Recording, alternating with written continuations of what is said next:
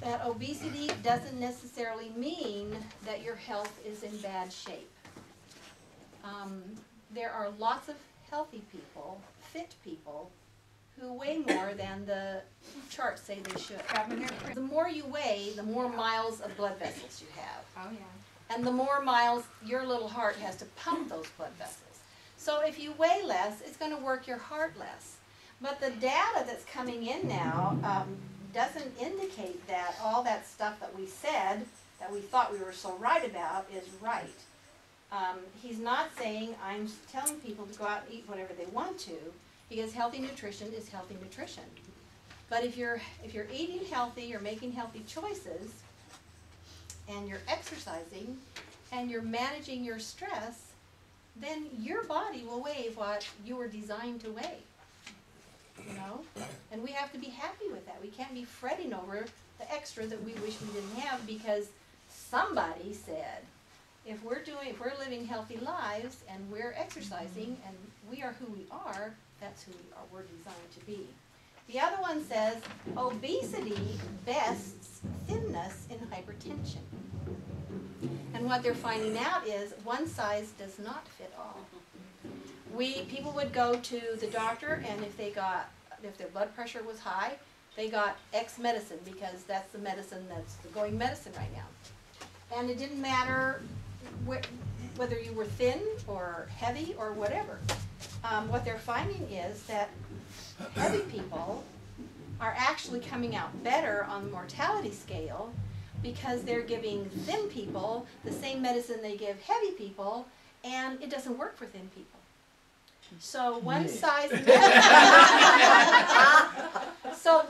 medicine does not fit all. And what they're finding is, and this is just the only thing you have to remember, for thin people, if they have high blood pressure, the medicine that they match with an ACE inhibitor is a calcium channel blocker.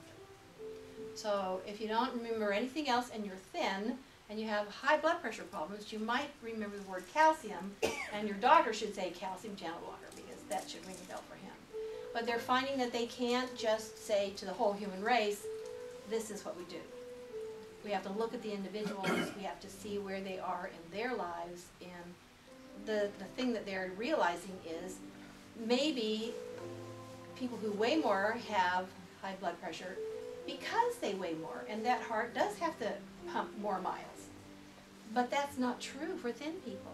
So what they're going to be looking at next is, what is the reason that thin people have high blood pressure? You know, I didn't think about that before. I mean, that. You know, Bonnie, It's really crazy. But should thin people take less medication than bigger people, or it doesn't matter. Everyone is an individual, and you have to treat the symptoms. You have to treat the condition. Okay. But I was going to say to you, you said we should know that before. In 1993, everybody was here in 1993, right? Mm-hmm. We have known about diabetes since the Egyptians built the pyramids. Okay. It's documented. We didn't find out that we could prevent diabetes complications until 1993.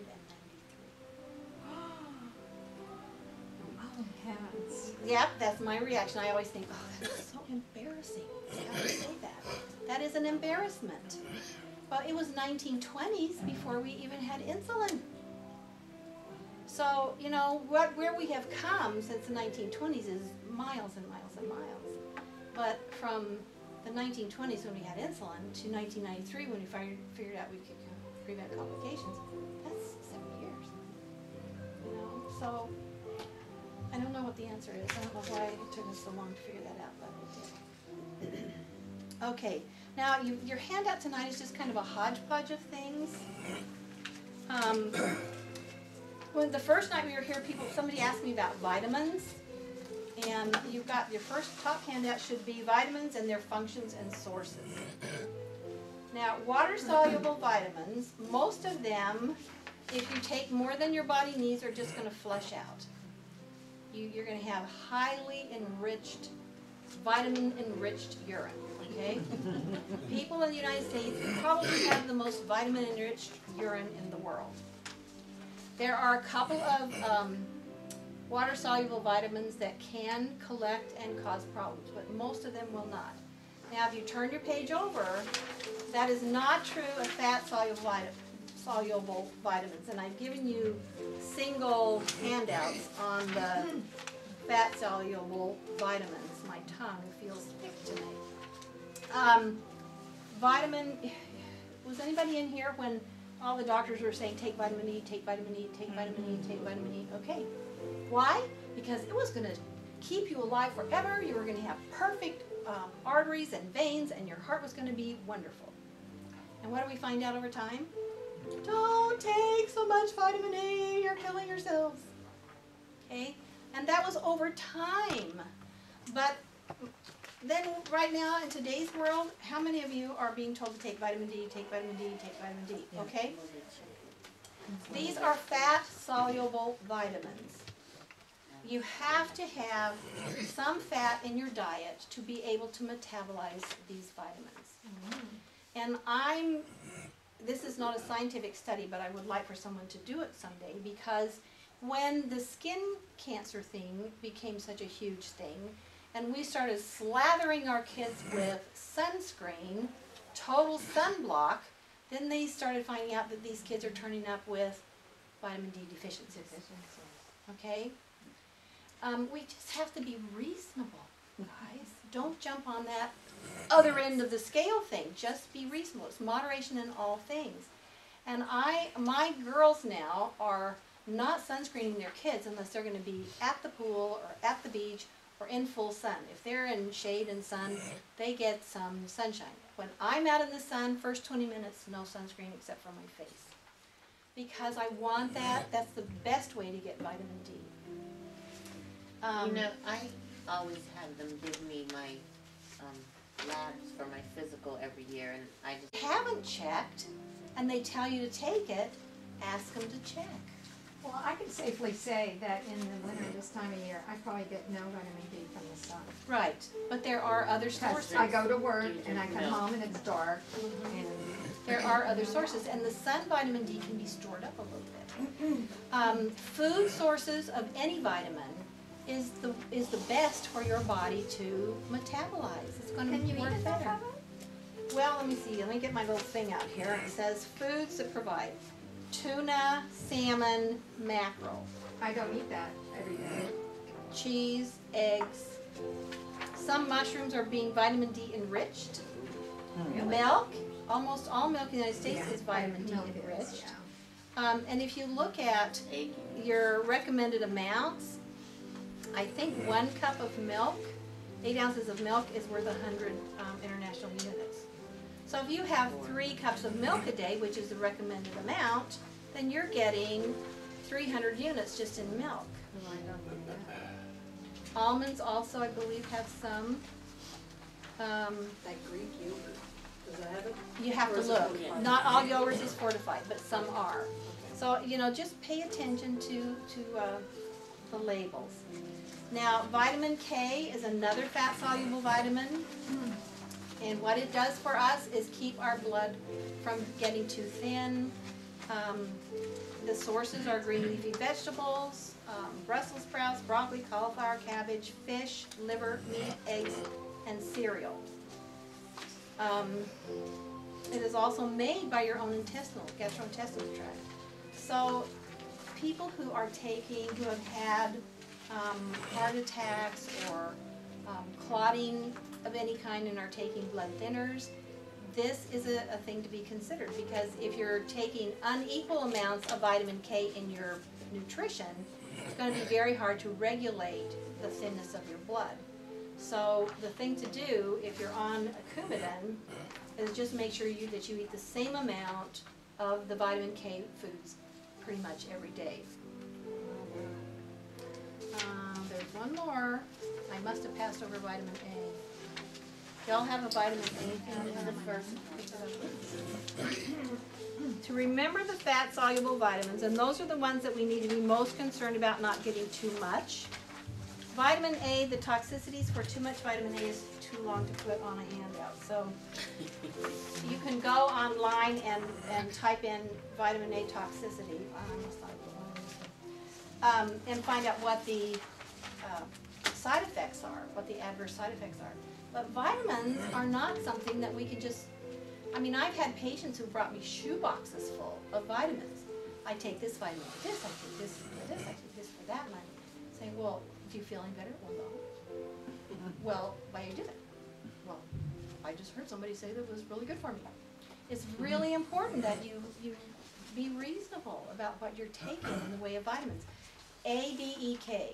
That's, I remembered those fat soluble vitamins because ADEC are the fat soluble vitamins. A, D, E, and K. Those are the ones that typically store in your body for a long time because they're stored in the fat, and they require fat to be metabolized. Where I was going with this vitamin D thing, Jerry? You say they require fat. I mean, does that mean adipose fat? Or do No, you a have little to- bit in your nutrition. You have In your to- nutrition. nutritional fat. Yes, and I was going to say, in the 80s, isn't that when your flight surgeon told you that eggs were gut bombs or something like that? Don't eat eggs anymore. Well, they were worried about cholesterol. Cholesterol, Yeah, I right? remember that. But the fat was the deal, okay? The cholesterol was the deal. So everybody went on, and we as diabetes educators were convinced that fat was the problem with diabetes. So we were telling people, no fat, no fat, no fat, no fat. People would cut their fat down to 20 grams a day. That is not enough to metabolize your vitamins properly. So my theory is, and I was going to say, nobody has studied this that I know, but I hope somebody does someday, is that the reason we have all these bone problems now, osteoporosis, osteomalacia, all these kind of things, is because we went for a decade trying to eat no fat. If we eat no fat, we can't synthesize vitamin D. If we don't have vitamin D, we can't use the calcium. We can't build bones. I mean, it's all, you know, one thing after another. There's just layered. And what is the deal? Moderation in all things, okay? All right, should go home and have Medicine. Or their doctor didn't tell them to stop taking it. They should have stopped taking it. And they add something on and they get themselves in trouble. So ask your doctor questions. Does this mean I need to stop taking my other medicine? If he's just adding something on, he'll say, no, you need to keep taking that, blah, blah. And then, because doctors just don't think I was They working assume on you them. might know, but Well, you they don't. do. They assume a lot of things that they shouldn't, and they don't have time really to look into things. I was in a patient exam room one time, and there was a woman there who had a skin problem, a wound, and the doctor said, I want you to put a warm compress on this 3 times a day for 20 minutes. So I'm watching her face, and she's just going, this was not an older woman. This was a woman in her 40s. And finally I said, you know what a warm compress is? And she said, no, not really.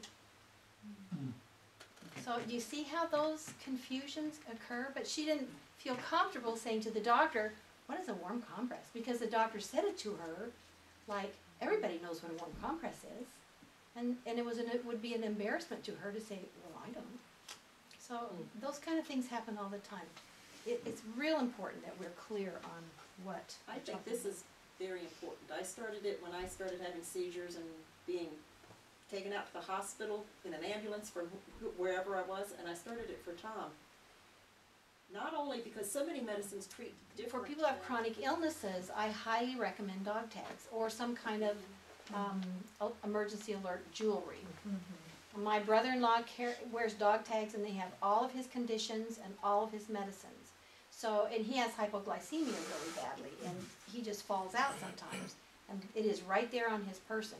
But you're absolutely right. Carrying that information is good for emergencies, and it's good for medical visits. Just medical visits, that's All right. Now, eat the rainbow. Has anybody thought about this as you've planned your meals lately? The more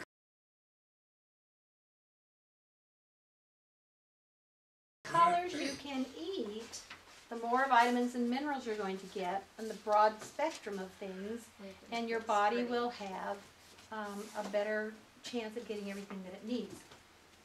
What you take in a pill in the way of vitamins, not very much of it gets assimilated into your body. what you take in the way of food, almost all of it gets assimilated into your body. All food sources are much kinder to your body, work better, the God diet, okay? God didn't make the vitamin pills. God made the apples, and the carrots, and the sweet potatoes, and the green peppers, and the red peppers, and the yellow peppers, and the pineapples. Did you give us that? I did not. Okay. You have to make your own I just remember it had lots of All about colors. choice. Yeah. It truly is all about choice. And sometimes it's not so easy, and sometimes it's easier. That's on our refrigerator door. You have this one on the refrigerator door? Yeah. Yep, it is all about choice, and sometimes it's not so easy to make the correct choice. Should have, and this one, and I have a personal story to tell you about this one. Scripture Magic Works. I think I told you a couple weeks ago that, or maybe last week, that I was very fortunate to have some excellent Sunday school teachers when I was growing up. And so I kind of grew up reading the scriptures. And this is a story, I'm going to tell you a story, it's not one of my finest moments. But when we were living at K.I. Sawyer Air Force Base, which is in the Upper Peninsula of Michigan, it was winter. We had several children at that time. And we were taking our sons to get allergy shots.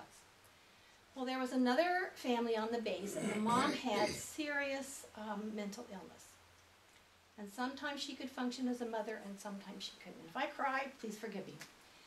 But I picked up their little boy and took him for his allergy shots at the same time I took our little boy with all of the other kids. I can't remember how many that we had. Probably 5 or 6. And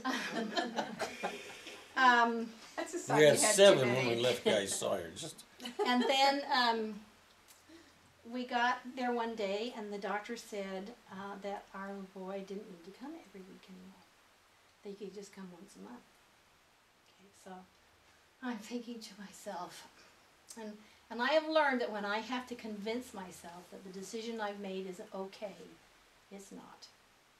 But I'm driving home and I'm thinking about how hard it is to do this, and they ought to be able to work it out themselves, and blah, blah, blah, blah, blah. Well, anyway, I called the dad and I said, our little boy doesn't have to go every week anymore, and so I won't be able to take Johnny or Sammy or whatever his name was. And the dad was very gracious, and he said, okay. So, this is the tearful part. In John chapter 9, I think, there's a scripture where Jesus heals a blind man. And somebody says to Jesus, who sinned, this man or his parents? And Jesus said, neither. He was born this way so that the works of God could be made manifest in him. I'm doing dishes and that scripture comes into my mind. And I thought, oh my gosh, I have given up an opportunity to be God's hands and feet and eyes and ears. And so I stopped what I was doing. I went right to the phone and I called the dad and I said, you know, I can do this. And he said, that's okay, we've already made other arrangements. So I really did give up an opportunity to be the person that I'm trying to be. And, you know, it was really a lesson. And so if we are studying the scriptures often or on a daily basis preferably, those scriptures teach us. And it's not always pleasant. Sometimes we get scolded. And I was scolded quite royally. And we are the hands and the feet and the eyes and the ears. And sometimes the voice of Jesus. And we just really need to be able to be that and do that. And how do we balance munchin', groovin', and chillin'? Has anybody had a hard time with that? Yes. It is tough, isn't it? It is really, really hard. We know that if we do that, we're going to be healthier, we're going to be happier, we're going to feel better. And if we don't do that, we're not gonna be quite as happy, we won't feel quite as good. But we have to be real, you know, some days are gonna work out. We have our 2-year-old great-grandson with us this week. Whoa, he is really fun, but yesterday and today, I didn't get any formal exercise in, but I feel like I got a lot of exercise in. I can imagine. Do you see what I'm saying? So we make our plan and we work our plan, but we don't let the plan work us. It has to be real. It has to fit into our lives. If it helps us, that's good. If it stresses us, it's probably not the best plan.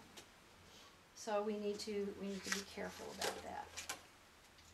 Any questions about what we've talked about tonight? I'm going to just kind of tidy up here then. How can you help someone that is going through stress because something not nice happened to her? And she's having a hard time working her way through it. I really encourage people like that to find a professional that they can talk to. Well, I did that. I mentioned that to her, that she needs to do that. Not going to buy it. She might. She might. It just takes time, lots and lots of time. It's very hard to get over something like that. Would it help, like you said, laugh? Like watch a funny Oh, movie? absolutely. Or something, I mean, it's something silly Absolutely. like that. Absolutely. Yeah. Absolutely. So, under Munchin, what we choose to use to fuel our body has a direct effect on our marvelous, incredible temple with which Jesus has blessed us. And so when we can make the best choices possible, we're taking the best care.